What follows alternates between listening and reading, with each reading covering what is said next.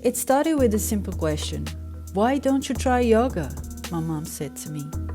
Which my answer to that was, what? I can't do yoga, that's way too still for me.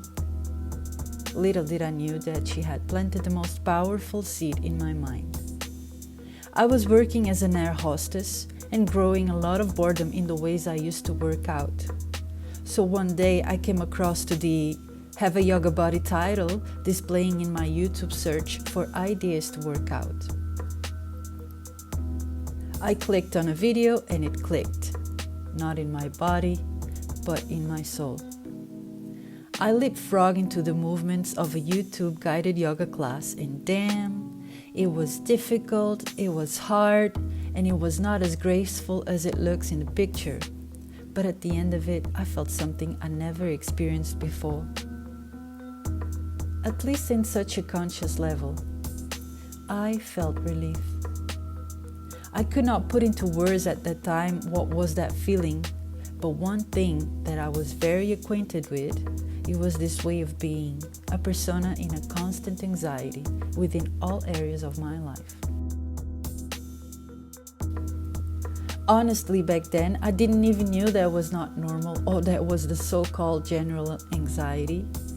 I genuinely thought, this is who I am and I have to live with it.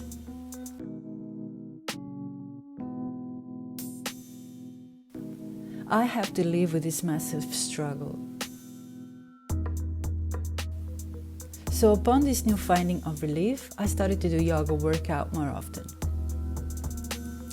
I kept meeting my yoga mat in the intimacy of my rooms and the hotel rooms all around the globe. I was deeply drawn to those complicated postures. And while the physical pain was present, it was also present that same sense of relief. So the yoga practice was primarily captivating my efforts for the experience of relief. And then, a few practices after, the feeling of awe upon realizing myself doing those movements I once thought my body could not do.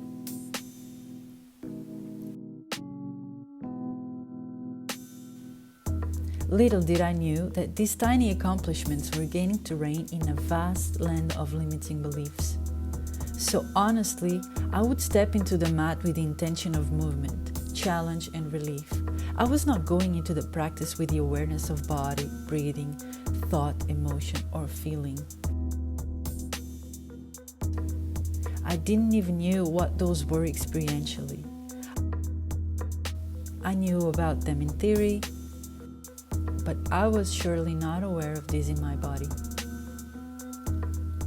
But the practice has its way of doing and undoing oneself without words, definition, concepts, or ideas.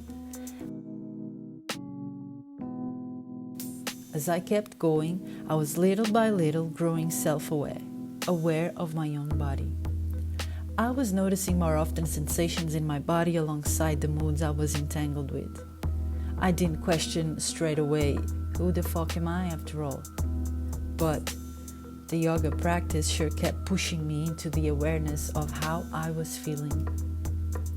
So my mat, in a candid way, introduced me to myself. Hey girl, this is who you are. The unconventional movements and postures were changing the way I was feeling, practice after practice. Today, I believe that each posture were actually regulating my internal chemistry. I was able to fluctuate from anxious living everywhere but not here way of functioning to a, oh, there is some peace in here way of being. And these fluctuations presented the foundation to the further questioning of who am I really? Today, I know organically that emotion is a physical reaction. Today, I know organically that a feeling is a sort of fossilized emotion. Today, I know organically that beliefs, personality traits, are based on memorized feelings. When it comes to yoga, it brought me to a larger understanding of the connection about body movement and emotion display. Today, I know if I move in certain ways, I experience certain moods. But back on those first months, the sense of relief just a little different from anxiety, for some time, that would be enough.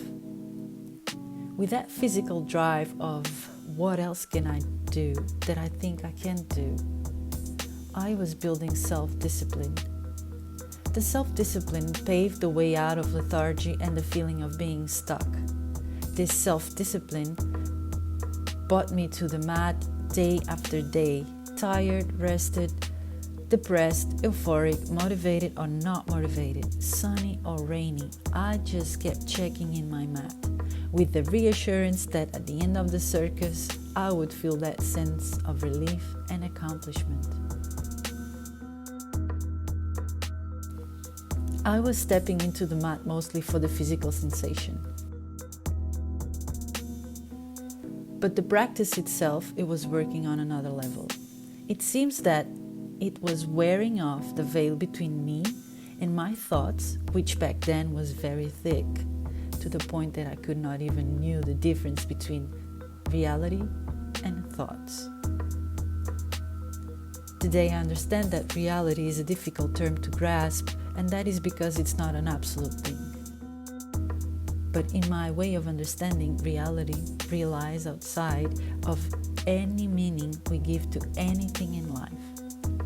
So let's call reality what each one believes reality is. So in my case, I always felt this sense of hopelessness and anxiety and inadequacy. This was my identity.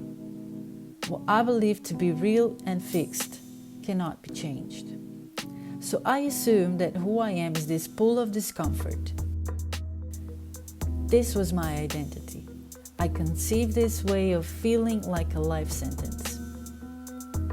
Yoga practice made the first crack on my identity and sparked the desire of how far can I go with this.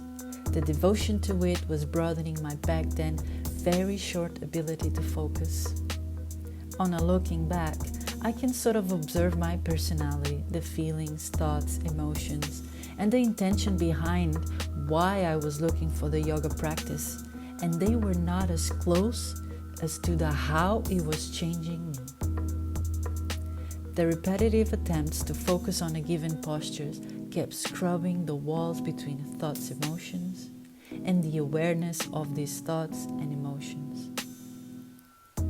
I was growing a relationship with the yoga practice, but more important, I was being brutally carved out by it. So later on, I could start my relationship with the inner world. The way I today relate to the practice is very different. Nowadays, my yoga practice seems to be inviting me towards the lessons of letting go, detachment, and also to enjoy the movement on the most present level possible.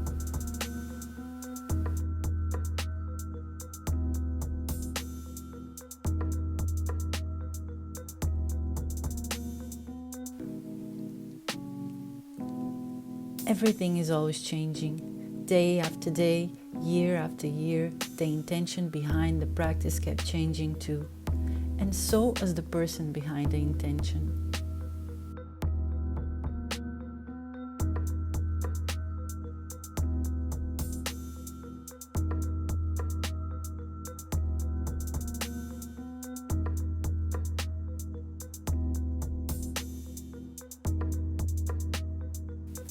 Apart from all the definitions and meanings we give to it, life really is this never-ending movement in the here space of now, flickering images and sensations that are here and now are gone.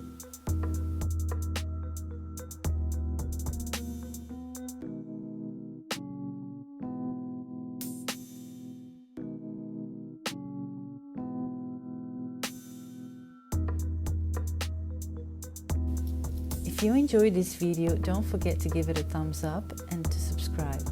Blessings.